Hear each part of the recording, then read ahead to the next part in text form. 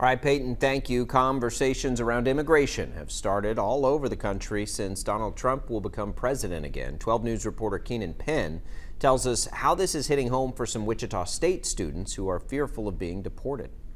My degree doesn't translate to citizenship, As educated as I can be, I can't get employed. The whole reason why we came here was for my education.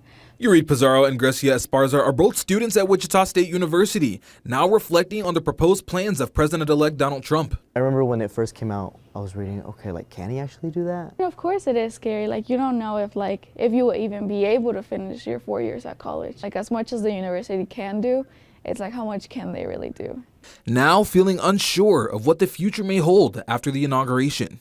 Living scared every day, living scared of walking out. Every time there's a police officer around, I'm oh my God, do they know? Can they do something about it? That could happen to me, yes, that's very real. Legally, I have no control over.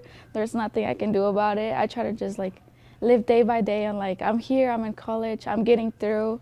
I'm trying to get my degree, and if that's what God wants, then that's what's going to happen. Pizarro tells me that he and his family migrated to the U.S. on a visa when he was just 4 years old, but the document expired. He says that since then, he's made efforts to get new documentation like DACA, but says it's come with its own set of challenges. And I've applied 3 times. I got my refund back twice. And then now, the 3rd time that I applied, I'm in the system. I can log into USCIS and check my case report, but it's all been pending since December 2020. He says that those challenges have only added stress to the experience of being a student. I'm not eligible for FAFSA. I'm not eligible for work studies. I'm not eligible for employment. I'm not eligible for Pell Grants.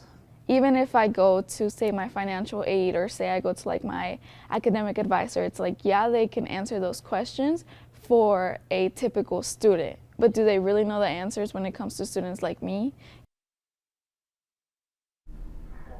Keenan, much of the national conversation about immigration right now surrounds recent immigrants coming across the border. That's not the case, though, for these 2 students. Jacob, that's correct. These students have lived in Kansas most of their lives, been through Kansas schools, and graduated from Kansas high schools, and they face another challenge in their secondary education. They're not allowed the same grants and aid that U.S. citizens are. The students say that they are grateful for resources that Wichita State's Hispanic Initiatives Department provides, which, again, supports them through some of these situations. They also tell me that they have every intention to continue pushing forward, finishing their education, even in the midst of the potential looming challenges with their citizenship. Keenan, thank you.